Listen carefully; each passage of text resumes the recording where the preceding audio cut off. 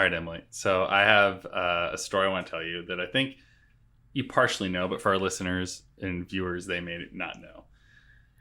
Also, happy season 4, right? Well, I think, have I talked to you about this? No, I'm so sorry. We've just kind of killed seasons. Oh, okay, great. Okay, great. Sorry. So I'm sorry I said that. Well, we didn't take a break, but I don't know where you see this, but if you look at our catalog, this will be season 4. Yeah. But I don't know how that works other than on Anchor or on YouTube. Oh, on YouTube. Yeah, that's right. But it's not like a big deal. It's kind of a big deal.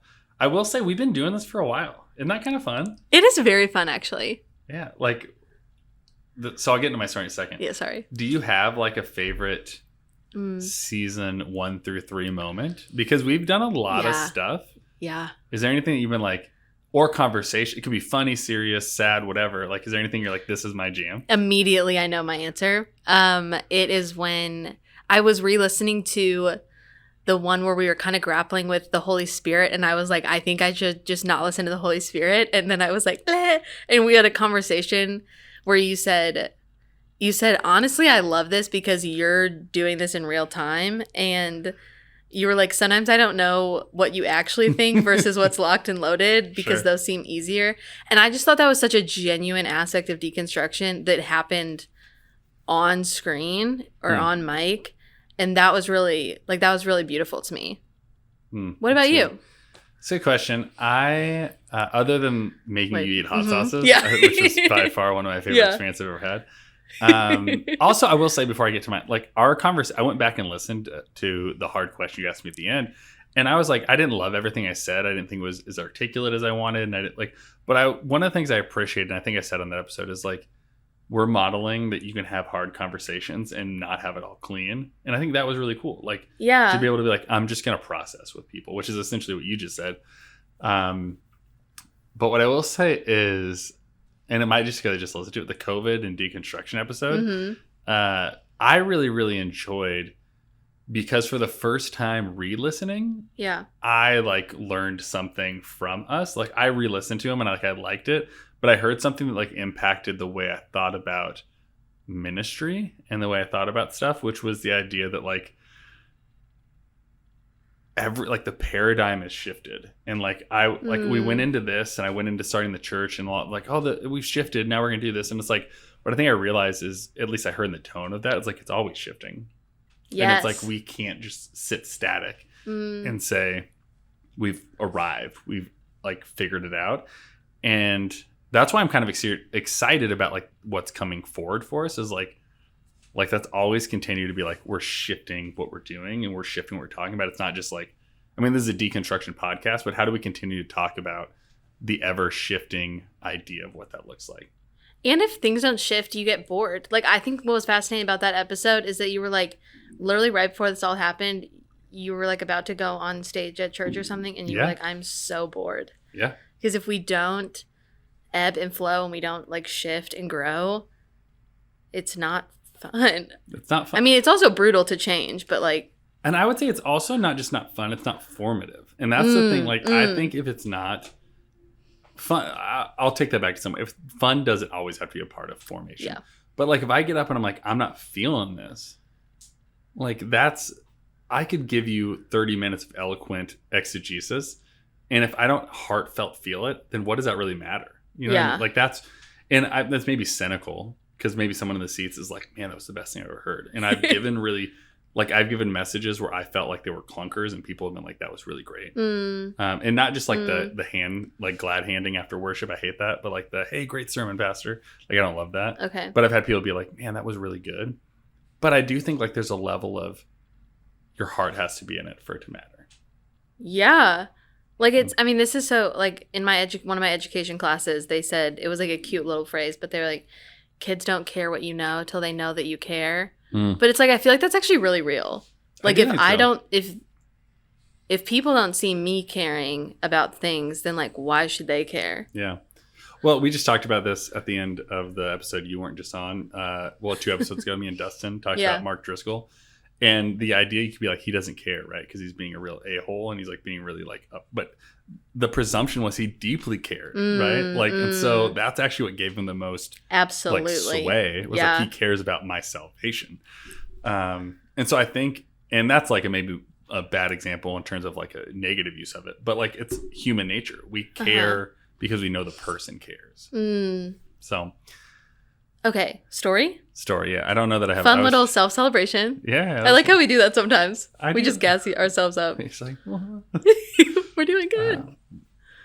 Side note, when's the last time you raised the roof? Was that a thing when you were a kid? Did like people raise the roof? I probably today in class, ironically, in front of my students. And they're like, please stop. Please stop. Well, this will go down in history books. Season 4, episode 1, longest intro in history before getting to anything of meaning. But so sorry, I think you know this, or at least parts of it. And no, you do, because you're integral to it. So my wife worked at a Christian school here in the St. Louis region. Okay. And she ended up, I tell people I got her fired. But she ended up taking another job at a school in our community where we actually live. She was a student athlete there. She's in the high school athletic hall of fame. So it's like a wonderful thing, coaching basketball there. It's a really wonderful experience that she's back there. But, excuse me, what I want to talk about is that kind of journey. Yeah. And then kind of parlay it into a discussion on maybe organizations and like how they handle dissent. Yes, so, I think that's perfect. So the story goes like this. Long story short, it's not going to do any favors to my wife or the organization or anyone involved. We're not going to name the organization because it's just not helpful. But she taught at this place for 15 years. She coached there. She was a part of really big monumental moments there. And from when her and I met, one thing became abundantly clear, and maybe you've never heard this. And can I say one thing? That's how I know her. Yeah, I do know. Yeah, she was my PE teacher. So she's at that school. You were one of her students. Yeah. But you may not know this. Okay. So like when we first met, I remember Annie and I went on a walk, and she knew what I believed about things, and we were jonesing about like human sexuality. Yeah. Okay. Women in ministry. I was pretty progressive for where this school would have stood, and. We went on a walk and we were like feeling each other. Like we like each other. Aww. And you had the butterflies? We had the butterflies. Yeah. And she was like, I really like you. And I'm going to She said that? That's so cute. Okay. I'm paraphrasing. Sorry. She's going to be like, that's not how it went down. But yeah. Right into the show, Annie. But so she was like, hey, I like you a lot, but I'm nervous about your beliefs and how they're going to impact me in my job. Like she had she said that. Yeah. So that they had to sign, I don't know if students had to do this, but they had to sign like a covenant agreement essentially. Right. And she was like, I'm very nervous about this stuff because not only of what you believe, now I'm wrestling with what I believe. Can I wholeheartedly say I believe all this stuff? And she signed it and for several years signed it. And we continue to go back and I started the well.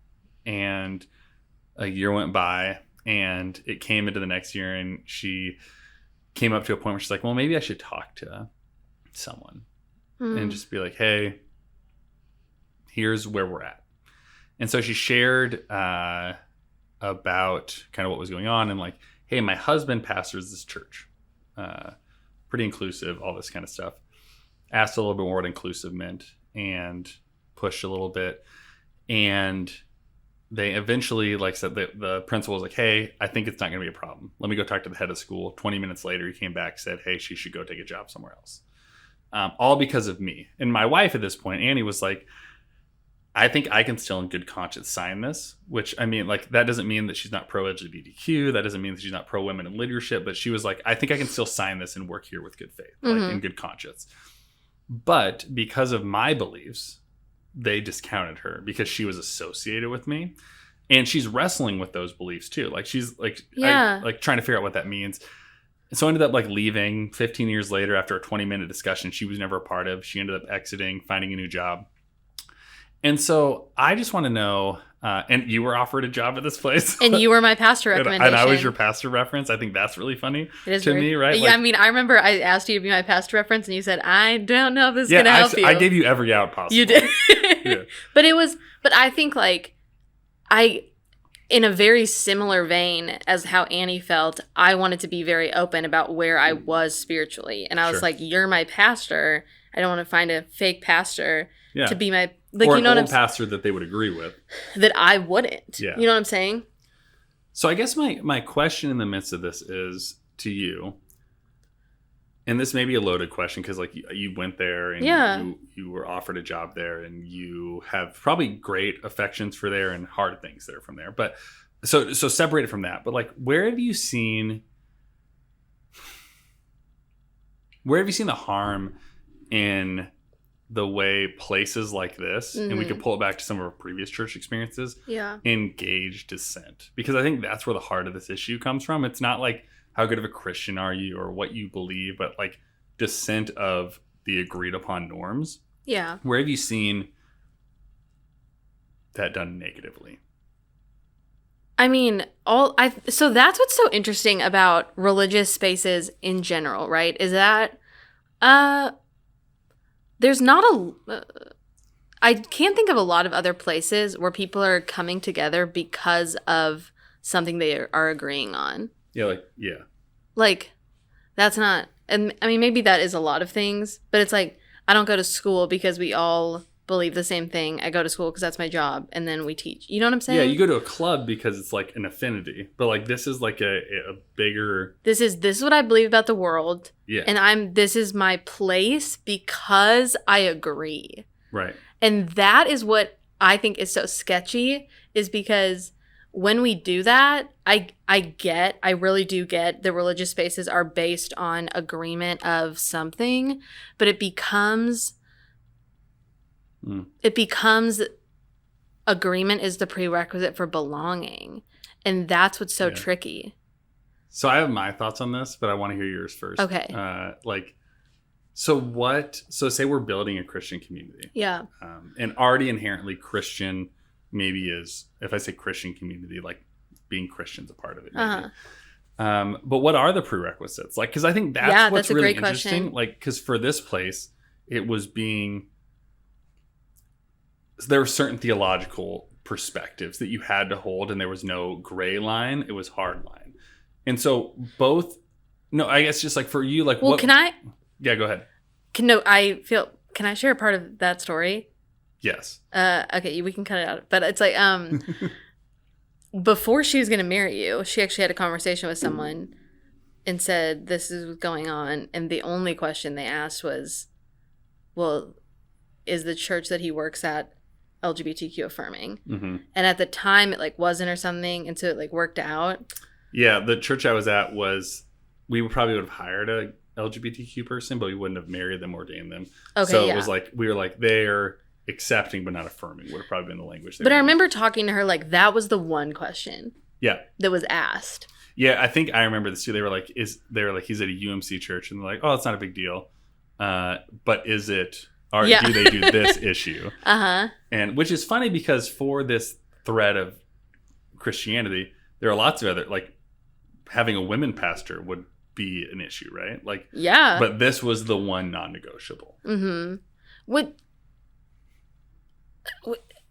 Which I don't quite understand. So you asked the question. It's a good question of like, what are your non-negotiables? What are my non-negotiables? I don't want to say because I think if we're deconstructing truly and being honest, like we probably shouldn't be the next people to reconstruct the universal the. Yeah. So I'm saying, what are your?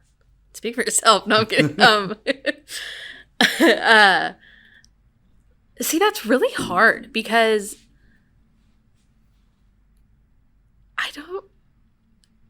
I don't know. I kind of feel like there shouldn't be any, and maybe that's really idealistic of me to say that. Like in a Christian community,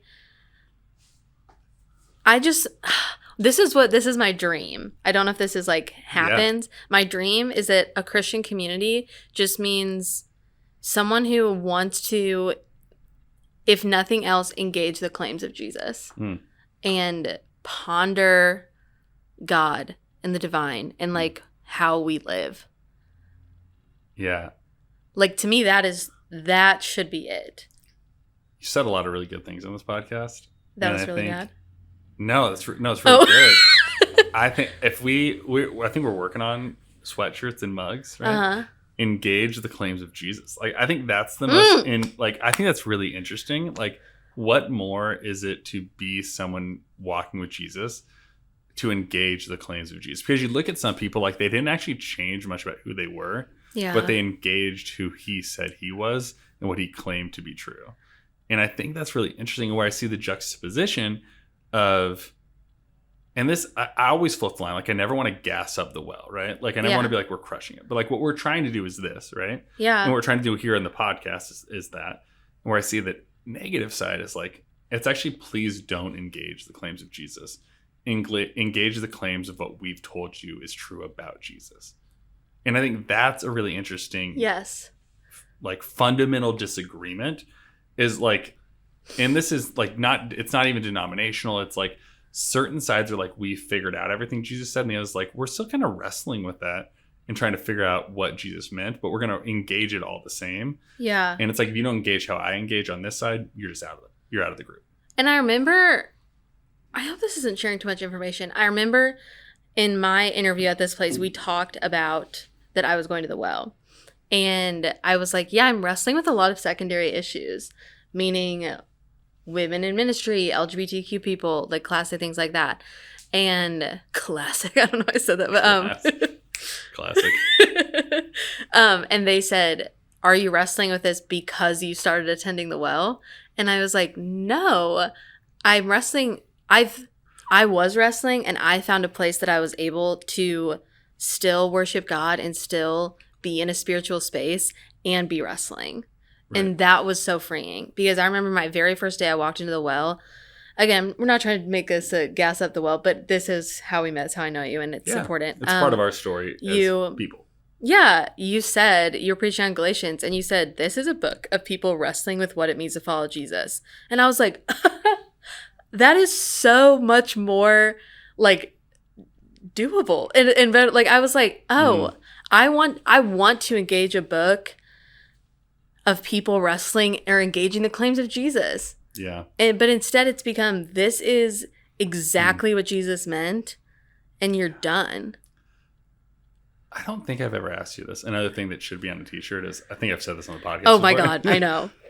But how much of, like, your upbringing, because interwoven with this school and this upbringing, right? Like, how much was wrestling a part of it? Because, like, you've talked about, like, apologetics camp. You talked about, you were, I don't know if we ever said this, you were Bible student of the year. Like, you knew your stuff, and, like, you were locked in, right? And yes, that's like, interesting. so for how much of your upbringing were either you or those around you encouraged to wrestle? Because, like, and before you answer, like, for me, it was like, wrestle with these things, like, grapple with, and it wasn't even like sexuality or women in ministry, but like, like, part of my introduction to the faith was like, read the text and, like, wrestle with it. I remember reading those stories and being like, not told you have to believe this, but like, what do you see being told to you? And I don't know that that's right, so don't hear me saying, like, that's the way it should be done. That's my perspective. How much of your perspective was rooted or withdrawn from wrestling? Okay, this is the image that's coming to me, because I do feel like wrestling has, in a sense, always been a part of my story. But I don't know if that was necessarily encouraged. Very much like, this is how I see it. I see it as, like, I was given, like, this is what it is. This is the correct interpretation of Scripture. We're nailing it. If you don't like it, then you're wrestling with the emotions of, like, I don't like that this is what God says. And so basically it was wrestle until you shove down the emotion or somehow make it make sense to you. You were wrestling to be submitted by the truth. Yes. You weren't like Jacob. Well, I guess that's how Jacob, like, he was wrestling till he had his... I thought about that story all the time. I was like, man, I hate that God doesn't allow people to be gay. So, like, for example, and then I would just be like wrestling with God, like, God, I freaking hate that. And then I was just like, hopefully my upsetness will go away. Like, so it was this wrestling of, like, my reaction and response and trying to shove it down. It was like trying to push a beach ball underwater. over, and that was the wrestling. Never try that. Don't try this at home. That's how I got my first bloody nose. Oh my God, really? No, but okay. You want to hear I got my first bloody nose? Quick aside, my mom was throwing me pop flies in the backyard. And what a cool mom. So you throw them up, right? Yeah. My mom decided to, because she's very unathletic, she decided to just fast pitch it in my face. Love that. So it was pretty wonderful. So here's what I wonder in terms of I almost said the place. So in terms of the experience that you had, how much do you feel like it was truth absorption and real learning, if that makes sense? Because for me, learning is exploration. And how much do you think it was truth absorption? That is such a good question. We did a lot of exploring and I don't want to say that it was just fed to me, because it's hard. It's really hard to explain.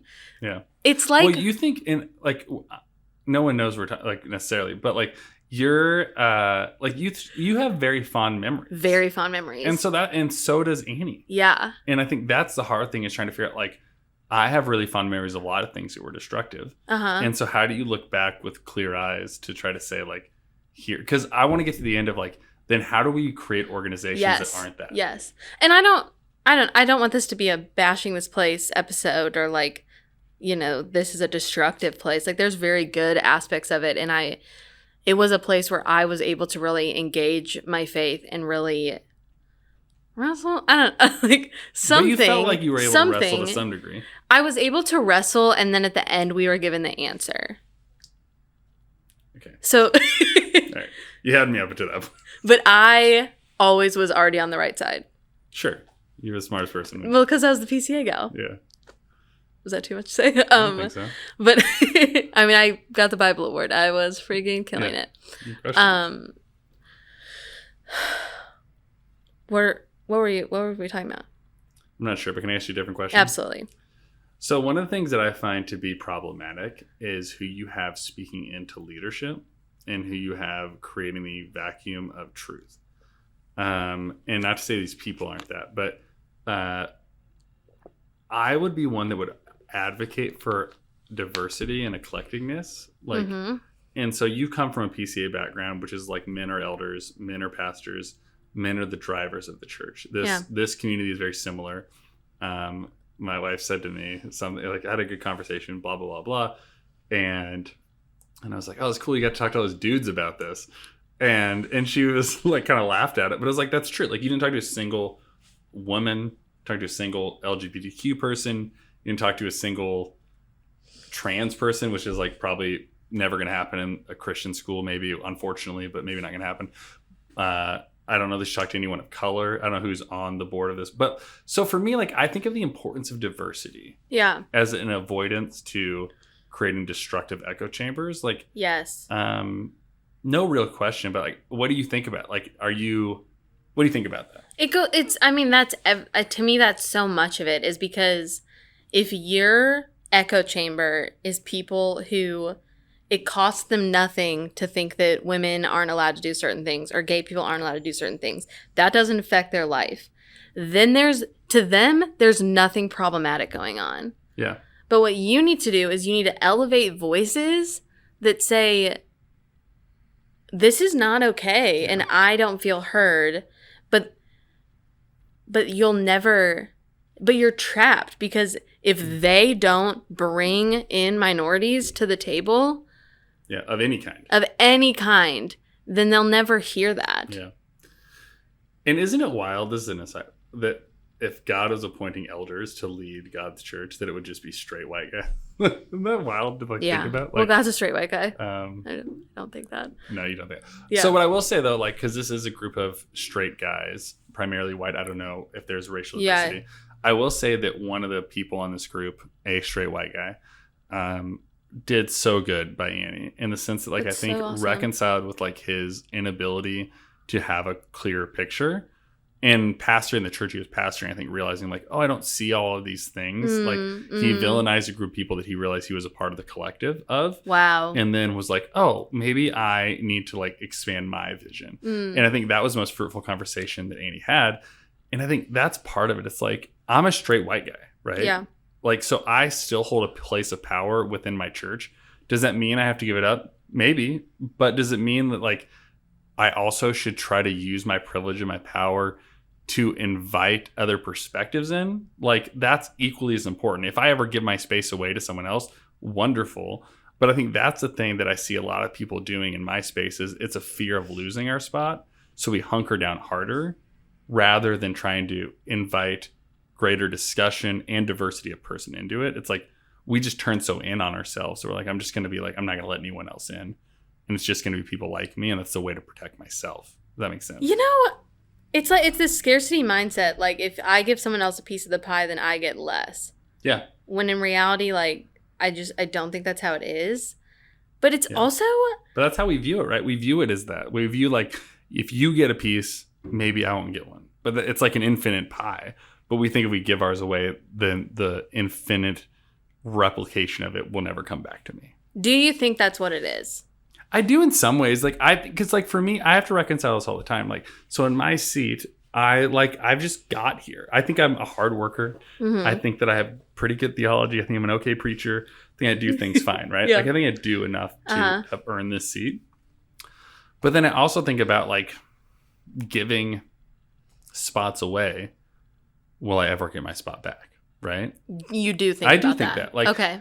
Even today, like, you and I were texting, and like you're thinking about doing something in worship. Yeah. And I like read it, and I was like personally, I was like, I would never do that. And we saw already talked about this yet. So, but I was like, I thought about, like, is this what Danny wants, or is it what, like, the community needs? I always thought, like, I trust you a lot. Like, very few people would I like say. Essentially, I said yes. Let's talk about it. Yeah. Like, you're at a place where, like, I really trust you. So I'm like, I think I want to, like, see where this goes. Yeah. But I think the hard thing is, like, a lot of people don't build relationships of trust with people that don't only look like them. And so they don't know how to trust letting a person of color lead, a woman lead, an LGBTQ person. And part of that trust, and I've learned this the hard way and the right way, like, people have failed. But, like, failing in leadership is sometimes the most powerful thing that can be done. Absolutely. And it's like, I'd rather have you fail in leadership and support you through it rather than never give you the opportunity to do it. For real. Which is why I'm going to let you fail this Sunday. No, I'm just kidding. Solid talk about that. But, like, see, to me, how it was always framed to me, maybe it is the scarcity mindset thing. To me, it just always seemed like they were just like, we hate this too, but we have to follow the Bible. Yeah. See, I hate that mentality because, like, A, I don't think they do. And B, you don't think they hate it? No, I don't think they do. Yeah. I think it's like, it's trying to be like, oh, I want to be one with you, but, like, I'm just going to hang out in the VIP section. It's like, think about that. If you were never experienced if you were in the VIP section of a club, like, oh, bro, I wish I could. And it's like, well, ask someone. And you're like, oh, I'm going to just go hang out with my friends now. Like, that is so much of how I felt in the PCA. I'm sure I've told this on here, but, like, when I told a pastor, I was like, they just made a bunch of decisions and women couldn't be in the room. And he was like, women are allowed in the room. I was like, fine. Women weren't allowed to have clickers, which were how you voted. Yeah. And he was like, well, I mean, yeah, of course not. And I was like, and I was just like, so what is going to get done? Like, you don't seem that upset. He goes, well, it's unavoidable. Like, that's what's biblical. And I'm just like, but you got a clicker. Like, that's what I kept saying is I was like, yeah, it's no problem that that's biblical for you. And sometimes I think we do this thing that what's more uncomfortable means it's biblical because if you don't like it, then it's probably God challenging you. But maybe it's just shitty. Yeah. I do think that's, like, because I don't disagree with, like, challenging doesn't mean, like, that can mean, like, hey, you're growing, you're stretching. Yeah. But being frustrating or alienating, like, because that's what I think is a perspective. If it alienates you, then it's somehow like it's God probing your heart. And I just don't see that to be true all the time.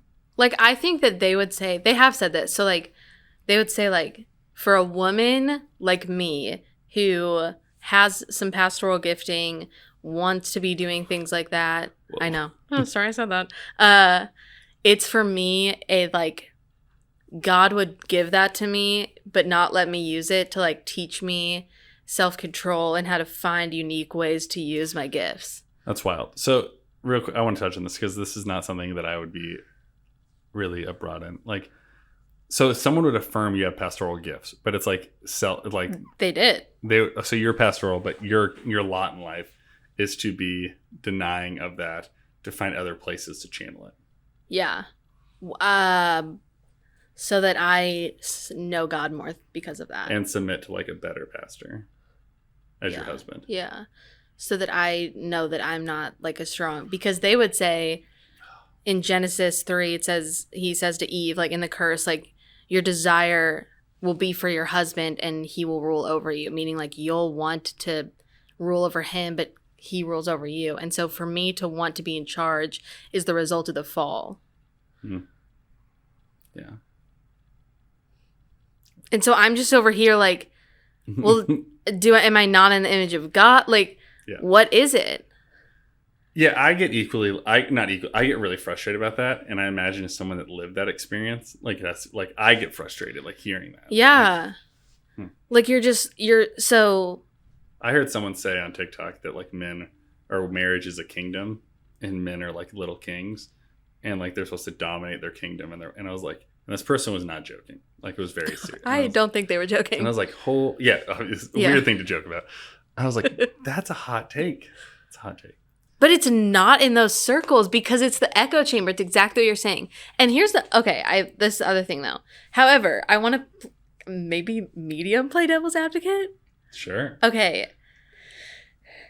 So this place, we've been talking a lot about like church spaces or religious spaces in general. And then I was talking about how the well was a space where I feel like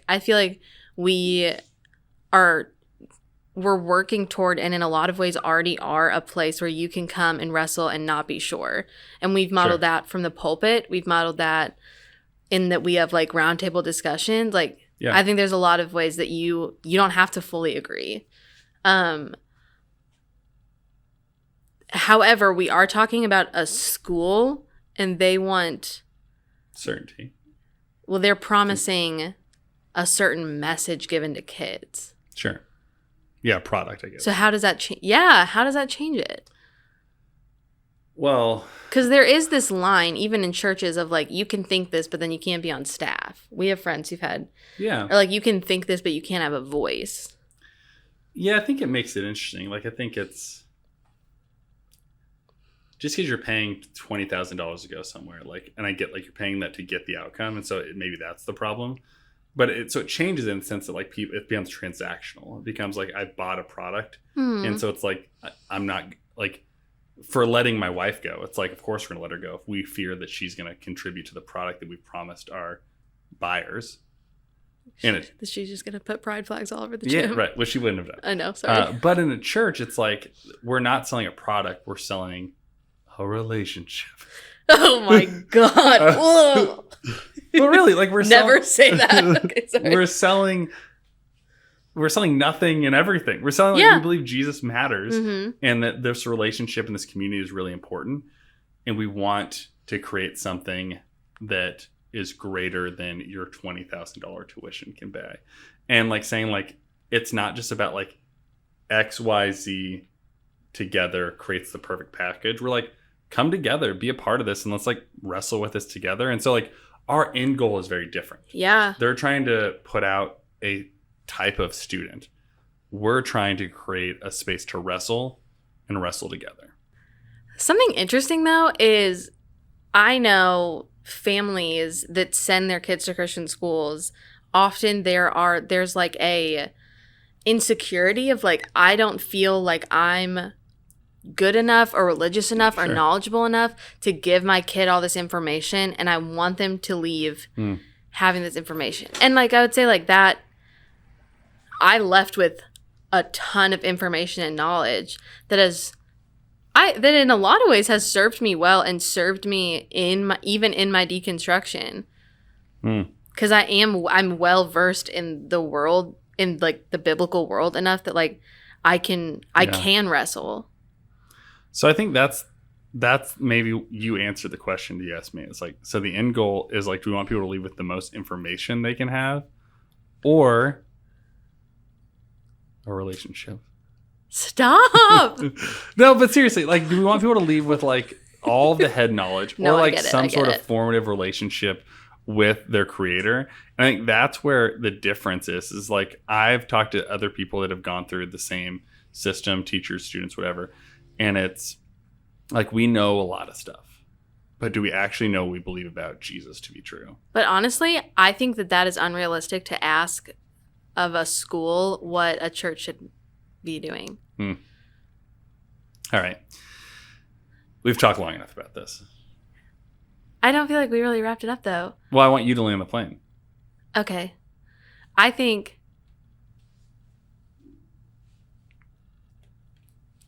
my campus ministry, we had this is going to go somewhere. We had this, we had this saying, and it said, belong before you believe. And I think that's a fascinating saying because it is kind of sweet and it's kind of like, we'll get you. Like, yeah, we'll get you eventually. Well, we say belong, behave, and then believe. Like belief is the last part of the. Yeah, I don't like that. I haven't really heard us say that much. I say it every time. No, just kidding. I was like, but it's like, but to me, there's an assumption there that you'll definitely get there. Sure. And that's kind of cocky to be like, you're welcome now and you'll eventually get there. That's a lot of pressure. But if you don't, you're out. And you're going to wonder, when is my time up? And I have to agree. And so the question is, what actually is a space where we say, and again, I think it's okay to be honest about the fact that there are different kinds of religious spaces with different purposes. However, we need to create a space that says, you belong, and this is what we're going to do, but this is not where you have to end up. Like that, like, sure. Like, it goes back to the poem called Churchgoing, where the poet says, a serious house where serious questions are met. I think that is what church should be.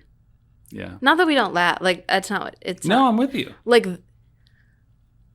talk about the big existential stuff.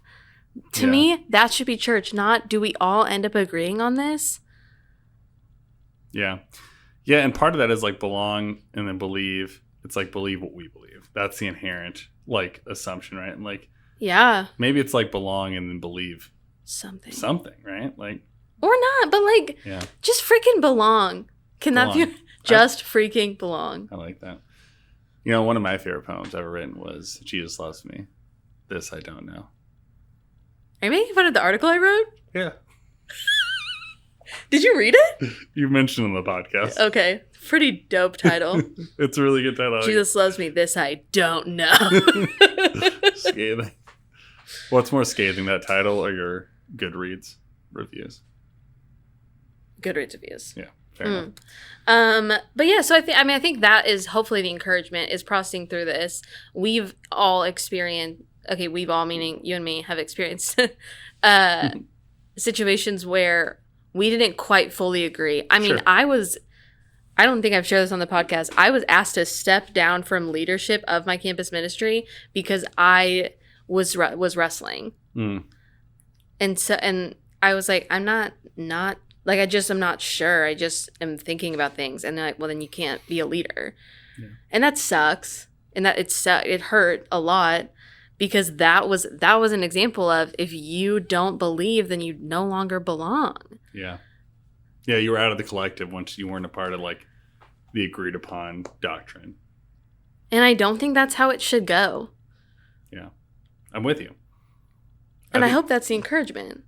Yeah, I think like trying to find spaces where it's like, even if a church like the Well is like believe or belong, behave, believe, it's like saying like your belonging is the most important part. Like we hope that maybe you do because we find it valuable, but your belonging's never at stake because you don't behave and believe like we do. Which I think is what you're saying a little bit, is like you felt like belonging was contingent on eventual belief. And I think saying like, we want you to just know you belong, period. But you don't realize that about those spaces until you start to question something. Yeah. Because you think it's unconditional. Because they say it's unconditional. And then all of a sudden, you don't hit one of the conditions. You don't agree with all the points. And then you're like, oh, it isn't unconditional. They don't just love me because they love me. Yeah. Tell my wife that. That's how her experience went at her school. That shall not be named. She was kicked out. She didn't believe all the right things. No, yeah. I'm saying the same thing. I know. I was agreeing with you. Oh. Are we on different pages today? Well, then you were like, tell me. I thought you were like, how dare you say that? That wasn't her experience. Sorry. This no, derailed. That was like a tell me about it. It was her like experience. You freaking nailed it. Yeah. Okay, got it. Yeah, I nailed it. I've never seen so much more fear in your eyes and in my eyes. Well, you looked kind of pissed. I was like, I don't know what I said. All right. So, okay. Ali, in the midst of this discussion. You tried for the nickname and it didn't work. I didn't think it worked. I wasn't into it. Yeah, I wasn't really either. I'm glad you stopped. What's your word of encouragement for people as they go from here? Find a place where you belong. You deserve that. And hopefully you belong in this space, whatever we're trying to create. Listen to this podcast on TikTok, whatever we're vibing. Like, there are places that will fully accept you for you. And no matter wherever you end up. Like, you told me, you freaking said this to me. No. And it was so beautiful. You said, hey, like, I think your journey is awesome. And, like, you were like, the well loves you and the Liebergers love you. Even if at the end of this, you don't end up a Christian. You said that to me. And that was, like, the freedom that I felt in that, truly. Of, like, to me, you exactly modeled that. You said, you were like, you belong. This is your space, regardless of if you end up here. Or, like, regardless if you end up agreeing with us. Sure. And that is what I hope the encouragement is, find those spaces. And also the encouragement is be those spaces. And you're doing a really good job of that, even if you don't always realize that. Appreciate that. That's really nice. It was really nice what you said. Yeah. Well, I meant it. And I think I would echo that as an encouragement to, like, anyone watching, listening. Like, we want you to be a part of this community, not to an end, but to just say, like, you belong and you're welcomed. And we care about you as people. And we want to be with you. So. Yeah. Yeah. All right. Well, thanks for listening and embrace the journey.